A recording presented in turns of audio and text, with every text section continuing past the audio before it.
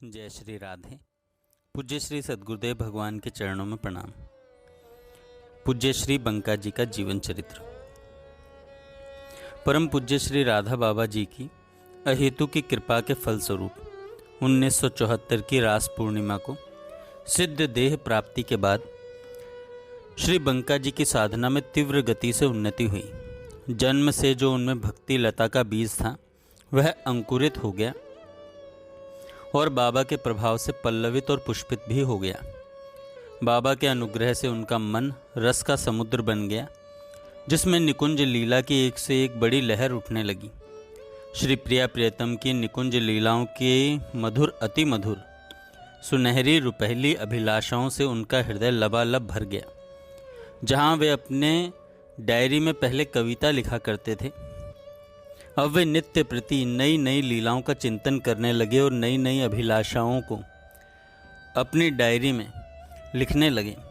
सोते जागते उठते बैठते पीते हर वक्त एक से एक सुंदर लीलाओं की अभिलाषा उनके मन में उठने लगी।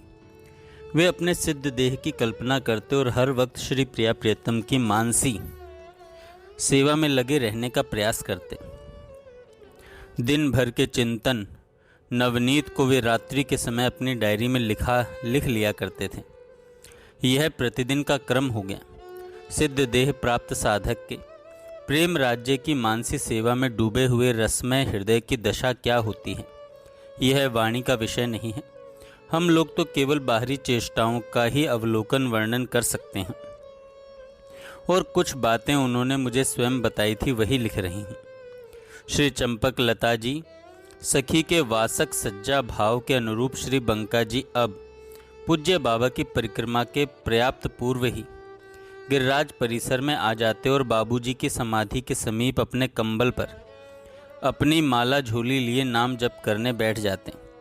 उस वक्त वाटिका की माताएं बहनें श्री गिरिराज जी की परिक्रमा मार्ग पर बुहारी सेवा करती थीं और सुंदर पत्र पुष्पों से श्री गिरिराज जी का श्रृंगार किया करती थीं। श्री बंका जी वहाँ बैठे बैठे यही भावना करते कि एक 14 वर्ष की गौरांगी सखी अर्थात श्री बंका जी नीली साड़ी पहनकर श्री प्रिया प्रियतम के निकुंज को बुहार रहे हैं और अपने हृदय के मधुरतम प्रेम रूपी नवीन सुमन किसलय मंजरी से निकुंज राज्य को सजा रही हैं। कभी गिरिराज बीथियों में भ्रमण करके पुष्प चयन कर रही हैं, श्री राधा कृष्ण कुंड पर पुष्प सज्जा कर रही है आदि। बाबा के परिक्रमा में आने के तुरंत पहले वहाँ धूप बत्ती जलाई जाती थी।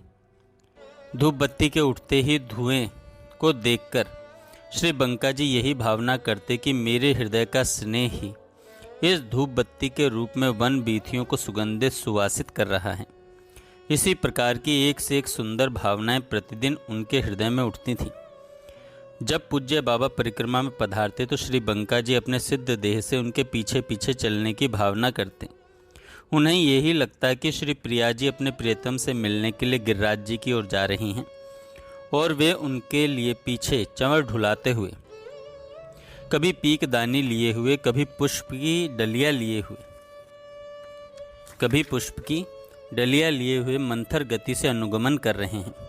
वर्षा के दिनों में जब गिरिराज परिसर में जल भर जाता तब वे भावना करते कि वे श्री प्रिया जी के नीले घाघरे की किनारी को अपने हाथ से कुछ ऊंचा करके उनके साथ साथ चल रहे हैं।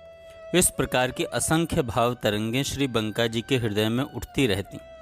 श्री गिरिराज परिसर में जो सुमधुर पद गायन होता, कभी कभी वे उसी की भावना में बहने लग जाते। वृंदावन के भक्ति काल के पदों में उनकी विशेष रुचि थी। बाबा की अनुमति से उन्होंने रसिक संतों के पदों का एक बहुत विशाल संकलन किया था, जिसके अनुसार वे लीला चिंतन करते थे। इसका वर्णन आगे आएगा।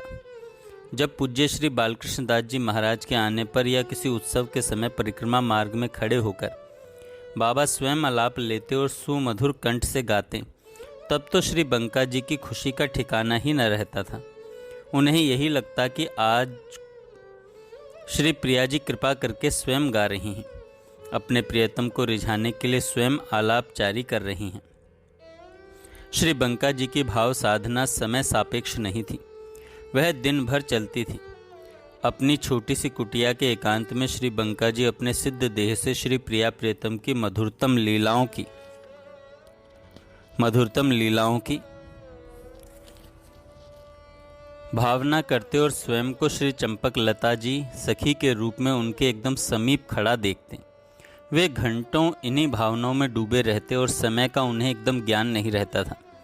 रात्रि के समय वे इन्हीं अभिलाषापूर्ण लीलाओं को लिख लिया करते और प्रत्येक लीला चिंतन के बाद वे लिखा करते, ऐसा कब होगा। उनके सेवा की उत्कंठा दिनों दिन बढ़ने लगी। कभी कभी एक एक लीला की भावना कई दिन तक भी चलती रहती।